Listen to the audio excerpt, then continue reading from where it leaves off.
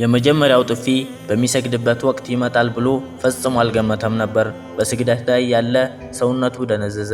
ከዚያም ልክ እንደማይረባ ዕቃ በኃይል ተጎትቶ መሬት ላይ ተወረወረ። ያጎቱ ድምፅ በጭካኔ እየጮኸ በእኔ ብር እየበላህ ትሰግዳለህ አለው።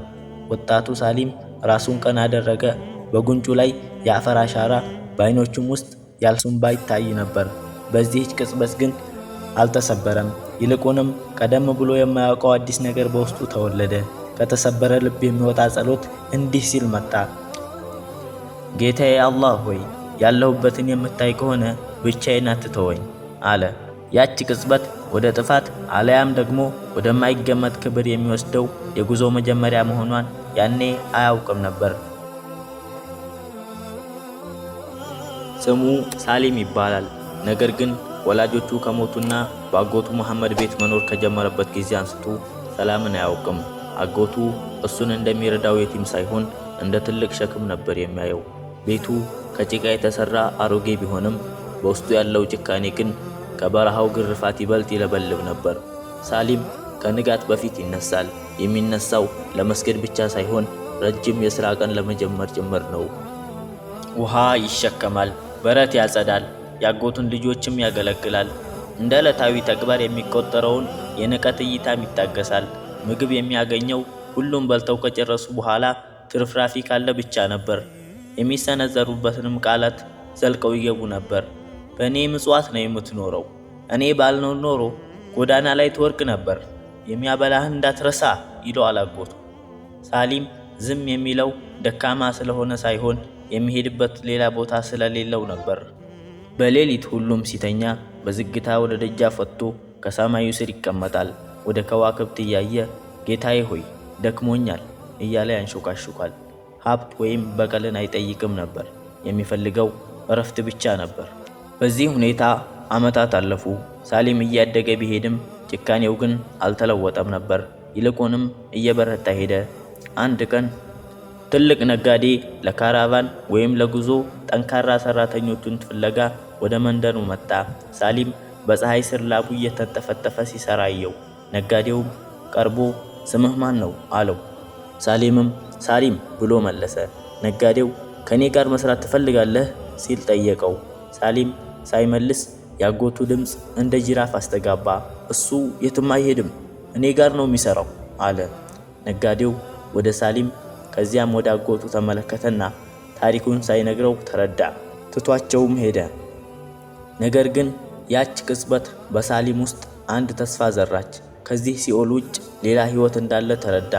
አንድ ቀን ሁሉንም ነገር የሚቀይር ሌሊት መጣ። አጎቱ በጠና ታሞ በጣም ይጨነቅ ነበር።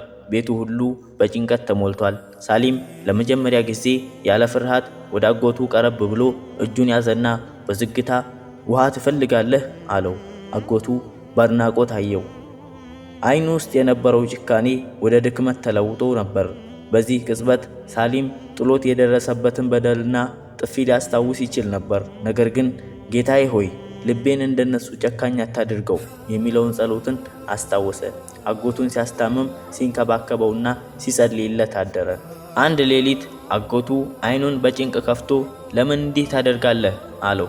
ሳሊም ለጥቂት ጊዜ ዝም ካለ በኋላ አምላኬ ስለሚያይ ነው አለው። ሰውየው ለመጀመሪያ ጊዜ እንባ አነቀው፣ በራሱም አፈረ። ከህመሙ ካገገመ በኋላ በውስጡ የነበረው ማንነት ተቀይሮ ነበር። ሳሊም እንዴት እንደሚሰግድ፣ እንዴት እንደሚታገስና እንደማያማርር ያስታውለው ጀመር። አንድ ቀን ጧት አጎቱ ሳሊምን ጠርቶ በድያለሁ፣ መብትህን በልቻለሁ፣ ከብዙ ነገርም ከልክያለሁ፣ ይቅር በለኝ አለው። ሳሊም ለረጅም ጊዜ ዝም ካለ በኋላ ለአላህ ብዬ ይቅር ብያለሁ አለው። ሰውየው ከድካም ሳይሆን ከጸጸት የተነሳ አለቀሰ። ህይወት ተለወጠች። አጎቱ የሳሊምን መብት መለሰለት፣ እንዲማርም ላከው፣ እንደ ልጁም ይንከባከበው ጀመር። ሳሊምን ግን ህመሙን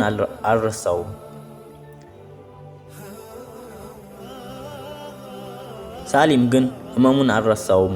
ይልቁንም ለጥንካሬው መንገድ አደረገው። ሳሊም አድጎ ጠንካራ፣ ጥበበኛና የተወደደ ወጣት ሆነ። የቲሞችን የሚረዳ፣ ከተበደሉ ጎን የሚቆም ሰው ሆነ። ሁልጊዜም ሳሊም አድጎ ጠንካራ ጥበበኛና የተወደደ ወጣት ሆነ። የቲሞችን የሚረዳ ከተበደሉ ጎን የሚቆም ሰው ሆነ። ሁልጊዜም በደል በበደል አይሰበርም ይልቁንም በእምነት እንጂ ይላል። አንድ ምሽት እንደ ጥንቱ ከሰማዩ ስር ተቀመጠ።